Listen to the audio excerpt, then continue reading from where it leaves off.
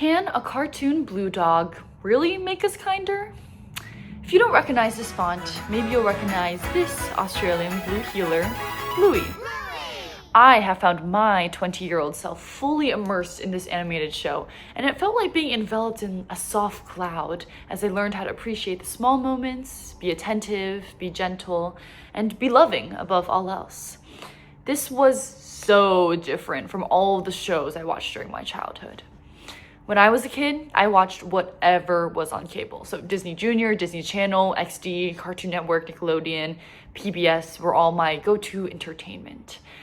My sibling and I would sit on the couch on Saturday mornings, flipping through the channels until we found something we both agreed on. Though it was more like me settling on Paw Patrol or Transformers, because I would rather watch those shows than stare at the cable guide. We would sit through the Barbie Dream Camper Van, Snackies, or Pillow Pet commercials in awe of the vibrant colors, and then return right back to the bright colors and chaotic plots of our regularly programmed shows. We were glued to the TV and could barely peel our eyes off at the screen to eat lunch. We loved pretending to be certain characters. We memorized their signature lines and ran around the house saying, "Rescue bots, roll to the rescue!" And somewhere along the way, I started emulating these characters' traits. Sometimes acting like an Autobot commander, but sometimes acting like a sassy teenager or an annoying, bratty, whiny kid. And it's no wonder that researchers have identified that large amounts of specific content in television programs can influence a viewer's beliefs or values. And this can happen in 3 ways. The first is perception bias. Media can change someone's perception of reality and how the world actually is. From my extensive repertoire of Disney Channel shows, I believed every day was supposed to be an interesting adventure with no boring moments. I didn't think it was ridiculous to drink chocolate milk in a hanging camping tent or make a cheese puff cannon. I thought this is what life was supposed to be. The second is desensitization. Research shows that after regular exposure to violent content on TV, individuals become less sensitive to such material and its consequences. And I would extend this to other harmful behaviors, such as speaking disrespectfully or being mean. When I would watch the kids and Jessie talk to each other sarcastically and rudely, "It's 5 a.m. There better be presents under a tree, or things are going to get ugly." Uglier. these behaviors were normalized for me and made me more tolerant of real-life aggression in others and in myself. And the third way media can influence an audience is through imitation. Children imitate behaviors they witness. When I watched arts and crafts on Noodle and Doodle, I recycled milk cartons and made my own bird feeders. When I watched countless America's Funniest Home Videos of people going down the stairs in containers, I patted my laundry basket and did the same. You know what's interesting though? Early studies dating back to 1963 have identified this pattern of imitation. Yet so many shows still center around captivating audiences by any means possible, and they prioritize eccentric characters over developmental lessons. But as I grew up, I consumed even more media. I evolved into binge-watching shows, movies, and dramas. I became a more critical viewer, analyzing characters and cinematography, but I still crave this really addictive substance of media. If we lived in a world without on-demand streaming, I would be on an episode of Hoarders for an impressive collection of DVDs and cassette tapes. During middle school, I hid my iPad mini between my bed and my wall and watched Friends until 2 a.m. on a screen brighter than the stars, keeping one earbud out to listen for any incoming footsteps. And during high school, I skipped studying for my AP Calculus exams to binge watch The Big Bang Theory. And I convinced myself that I was being productive, practicing integrals, but really, my eyes were glued on Sheldon joking about Nobel Prizes.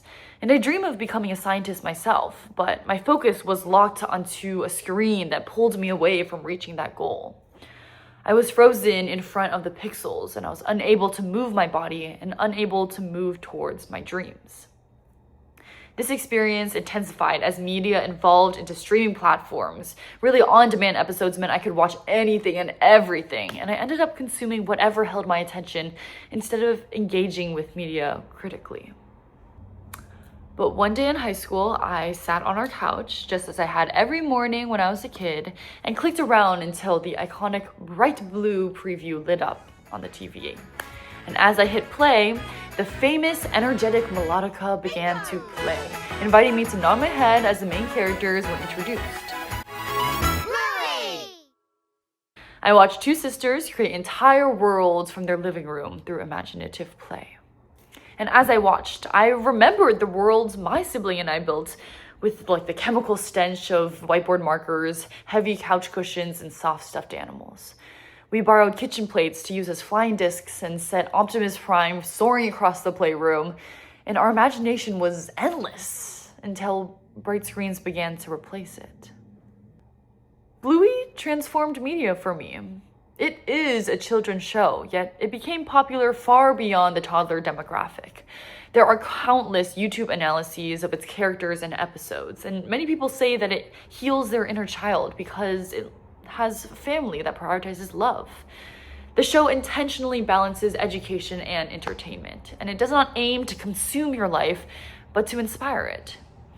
Its episodes portray healthy relationships and meaningful lessons about growing up, lessons that resonate with adults who feel compassion is missing in this world. One research study in 2025 shows that creative play and resilience are central themes in Bluey, both essential for pro-social behavior and lifelong development. This show gave me an epiphany. Media should encourage growth. It should resonate with and inspire its audience, not manipulate or negatively shape them. And Bluey highlights healthy external support, inner strengths, and interpersonal skills through the I have, I can, and I am frameworks. And kids who watch Bluey know how to slow down, take a deep breath, and reflect on how they are interacting with others. Yes, they make mistakes, but acknowledge them and then forgive themselves. In one episode, Bluey and her dad plays a game of Café, where the dad acts like a French chef. At first, Bluey's little sister Bingo refuses to try edamame beans despite her parents encouraging her to try them. But instead of pressuring her, the family keeps the moment playful and lets Bingo make her own choices within the game. She's presented with multiple options and initially chooses the dessert option. Pavlova, please. Certainly. However, she grows curious about the bean. And through gentle encouragement and a safe space to make her decisions and try new things when she's ready, Bingo eventually tries an edamame bean on her own terms and enjoys it. She says, You can make me some edamame beans if you want. Tramalad! But I get to choose if I want to eat them or the pavlova. It's just I don't like it when you make me eat something. a feeling many children understand. But with a supportive environment and a playful home, she leaned into curiosity and tried the edamame anyway. You know when I asked when a cartoon blue dog could really make us kinder? The answer is yes. Because after watching this episode, I realized that my interactions with kids are so essential to their development and confidence. And as someone who works often with kids through after-school care programs, indoor playgrounds, this was an integral part of my development as a mentor and a role model. And one instance that epitomizes this lesson happened during a summer school lunch. So a little kindergartner boy asked, "Why do I need to eat my chicken?" And he was staring at a plate full of chicken cubes and left behind slivers of chow mein. An honest effort was made to finish the salty mixed vegetables and the sweet pineapple slices, but the chicken was kind of just pushed around to seem sparse. I offered my media trained response and said, to fuel your body so you can learn and play. But he followed up by asking, "Why does chicken mean playing?" At the time, we were the last ones sitting at the sauce-stained lunch tables while everyone else was running outside in the fresh, crisp air. But I stayed with him and traced a line from his plate to his arms and explained that chicken helps build muscles that he used to run and think. And he asked, "Like the energy balls in Pokemon?" Exactly. So he tried another bite and proudly said, "I'm proud of myself for trying, and that's good, right?" And I agreed. And he got to try the chicken on his own terms with guidance and support. And you know what's interesting about that situation? Both of us watched Bluey. And I knew that he watched Bluey because he wore his Bluey sneakers around everywhere, and he sang the theme song and danced in line. And when he was frustrated, he paused and took a deep breath. He wanted to learn. He asked questions and believed in himself. And watching him reminded me of what media is capable of. Media can help us navigate difficult situations and model healthy behavior. It can reinforce kindness instead of sarcasm, curiosity instead of indifference. And in a world polluted with overwhelming media and endless scrolling, Bluey feels like a breath of fresh air. And I cherish the bright colors and humor of my childhood shows, but I also wish I were friends with the gentle blue dog, encouraging empathy and reflection. Bluey reminds me that we are always growing, even as adults. The show feels like a playground, like a safe space to explore different emotions and a reminder to be imaginative. Bluey taught me to choose the media I consume carefully because it shapes my values and how I interact with others and the world. Digital literacy, I realized, is not just about knowing how to use technology. It's about understanding how it shapes us and choosing it intentionally.